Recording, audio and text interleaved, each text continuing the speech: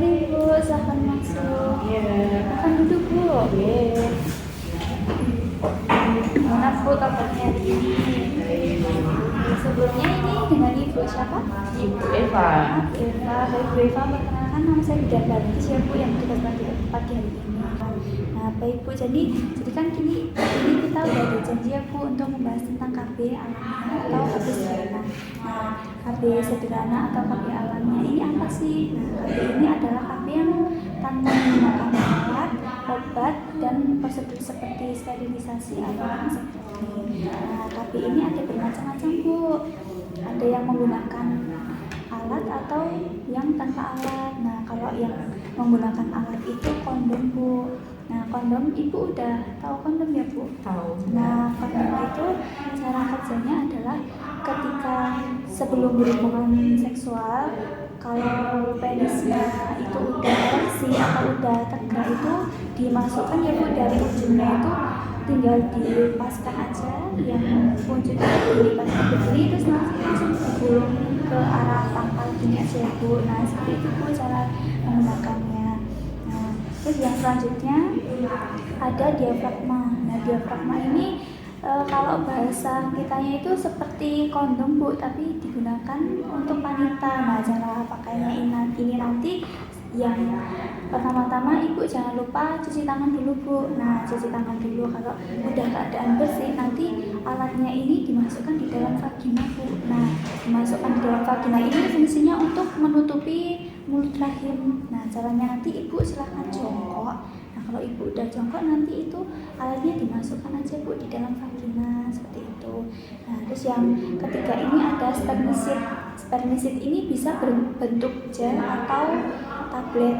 Nah itu juga dimasukkannya di vagina Bu. Nah jadi nanti 15 menit sebelum akan melakukan hubungan seksual nanti bisa digunakan ya Bu. Jadi harus 15 menit sebelum berhubungan ya Bu. Jadi biar obatnya itu efektif gitu Bu. Nah yang tidak menggunakan alat ini ada 3 juga Bu. Yang pertama ini adalah metode ovulasi Billings. Nah metode ovulasi Billings ini bisa kita lihat melalui lendir serviks. Nah lendir yang keluar dari vagina Bu. Nah kalau misalnya itu kita bisa menggunakan catatan seperti ini Bu. Nah seperti ini, kita menghitungnya itu bisa dari awal haid. Misalnya Ibu awal haidnya tanggal 23. Nah ini kita buat tabel dulu Bu, dari tanggal 23 sampai tanggal 23 di bulan selanjutnya. Nah kan ini kan pada tanggal 23 ini kan pertama kali haid. Nah ini di atasnya ditulisin Bu hari pertama kali haid. Nah ini Ibu silakan kasih kode. Misalnya Ibu baru pertama kali kan yang keluar kan masih darah haid ya Bu, masih banyak. Nah nanti Ibu bisa diberi kode seperti ini Bu. Nah seperti ini Bu sampai nanti sudah selesai. Nah kalau misalnya ini kok Ibu setelah haid ini kok masa kering, Ibu juga bisa dikasih tanda misal di strap atau apa gitu Bu. Nah nanti kalau Ibu udah menemukan lendir, nah lendirnya ini bersifat bening dan cair Bu. Nah kalau misalnya Ibu sudah menemukan lendir yang bening dan cair ini, Ibu bisa kasih tanda misalnya kayak kayak simbol bulat-bulat gitu Bu. Nah gitu. Nah kalau misalnya Ibu tidak mau ribet menggunakan cara seperti ini, sebenarnya juga bisa simpel Bu. Yang penting itu Ibu mengetahui lendirnya itu ya Bu. Jadi dipantau Bu, misalnya habis menstruasi Ibu pantau. Kalau misalnya udah mulai keluar lendir yang bening itu, nah itu termasuk udah masa pantang Bu. Nah metode ovulasi Billings ini dimulai dari keluarnya lendir dari vagina yang cair bening itu Bu, sampai Ibu nanti menemukan yang lendirnya itu cair bening, terus kalau dipegang itu mengulur, nggak mau putus-putus itu. Ibu pernah merasakan nggak Bu? Pernah memperhatikan itu loh? Wali pasti. Nah tuh kalau misalnya kayak gitu kan dia kayak kok nggak putus-putus, kayak lendirnya siput gitu ya Bu. Nah seperti itu kan.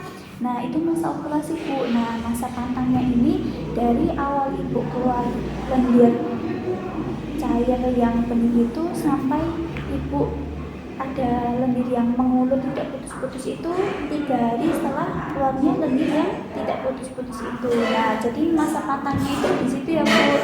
Masa pantang itu berarti ibu tidak boleh melakukan hubungan seksual di masa itu.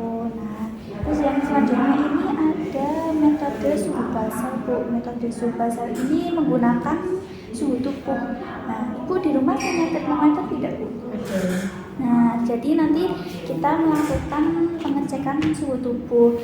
Nah, pengecekan suhu tubuh ini kita lakukan setiap pagi hari ya Bu. Jadi kalau misalnya ibu pagi hari bangun tidur itu tidak usah melakukan aktivitas lain-lain dulu. Jadi pas waktu bangun tidur, ibu ambil termometer terus ibu cek suhunya. Nah, ini kita buat dari hari pertama haid sampai 27 hari. Nah, nanti kalau hari pertama ini ibu ukurlah suhunya berapa. Nanti kita ditulis ya Bu di sini. Misalnya hari pertama ini ibu suhunya 36,1.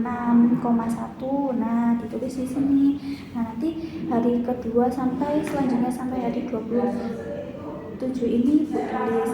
Nah, untuk mengetahui kapan sih ibu ovulasinya, nanti di hari ke 11-an ini ibu mengalami kenaikan suhu badan yang berturut-turut selama 3 hari. Nah, misalnya ini di hari ke 11. Nah, di hari ke 11 ini misalnya ibu suhunya 36,2. Terus di hari ke 12 nya ibu 36,5. Terus di hari ke 14 nya ibu 36,8. Nah, ini kan udah naik secara berturut-turut selama 3 hari ya Bu, selama 3 hari ya Bu. Nah, jadi ini merupakan masa dimana ibu itu ovulasi. Nah, jadi nanti masa pantangnya ini ya di hari dari mulai ibu mau naik suhunya tadi ya Bu, dari hari ke 11, 12, 13, 14, 15 sampai 16. Jadi masa pantangnya ini kurang lebih 7 hari ya Bu, dari pertama kali suhu badan ibu tadi nanti. Nah, seperti itu Bu. Nah, yang terakhir ini ada metode kalender, sistem kalender, di mana ini nanti ibu menghitung masa siklus haid ibu menggunakan kalender. Nah, ibu sebelumnya masa siklus haidnya berapa hari Bu? 30 hari. Nah, tadi kan siklus ibu kan 30 hari ya Bu. Nah, 30 hari dikurangi 18 sama dengan berapa? 12 hari ya Bu berarti. Nah, ini 12 ini, tanggal 12 ini merupakan awal masa subur ibu. Nah, untuk mengetahui masa akhir subur ibu ini 30, siklus ibu tadi dikurangin 11, ketemunya 19 ya Bu. Nah, jadi dari awal misalnya ibu mulai haidnya itu tanggal 23.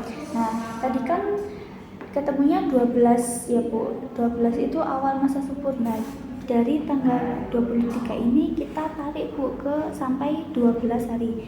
1, 2, 3, 4, 5, 6, 7, 8, 9, 10, 11, 12. Nah, ada di tanggal 6 ya Bu. Nah, di tanggal 6 ini merupakan awal mula masa subur ibu. Nah, kapan sih berakhirnya? Ini tadi kan 30 dikurangin 11, jadi ketemunya 19 ya Bu. Nah, dari sini tadi kan 12. Nah, kita tarik Bu sampai ke hari 19, 12, 13, 14, 15, 16, 17, 18, 19. Nah, jadi masa akhir subur ibu itu ada di tanggal 13. Nah, pantangan ibu tidak boleh melakukan hubungan seksual dari tanggal 6 tadi sampai tanggal 13. Itu Bu. Kalau dalam perhitungan ini ibu bingung Bu atau sudah mengerti? Enggak, saya ngerti. Nah, baik. Kalau begitu, ini tadi merupakan macam-macam metode KB alamiah atau KB sederhana ya Bu. Nah, keefektivitasannya ini sebenarnya tinggi Bu, tapi jika dilakukan dengan disiplin dan teratur.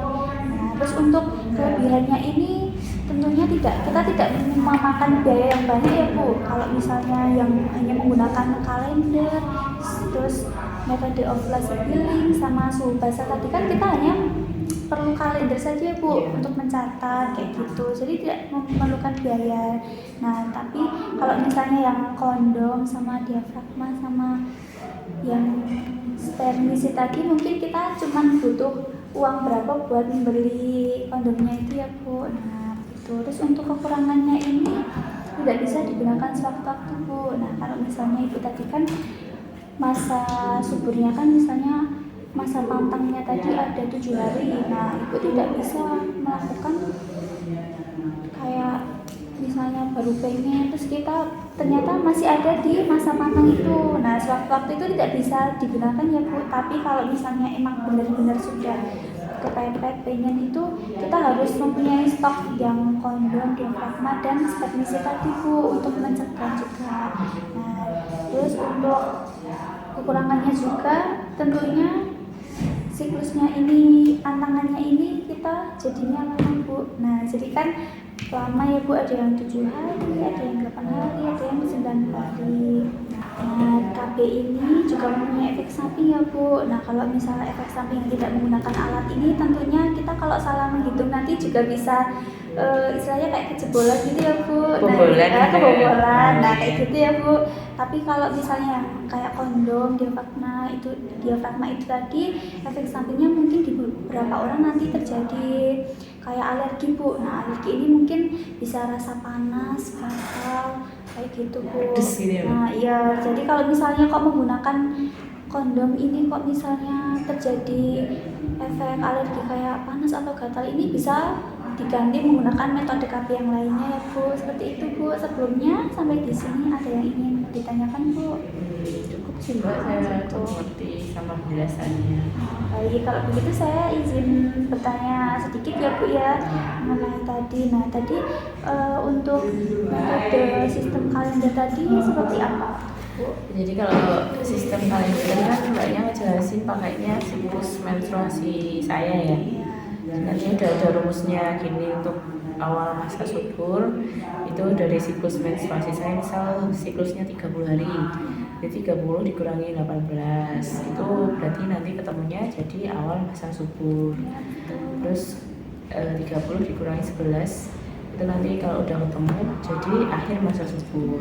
Baik, Ibu sudah pintar ya Bu, sudah paham sekali sampai sini. Nah jadi nanti silahkan Ibu dibicarakan dengan suaminya mau pakai metode yang mana.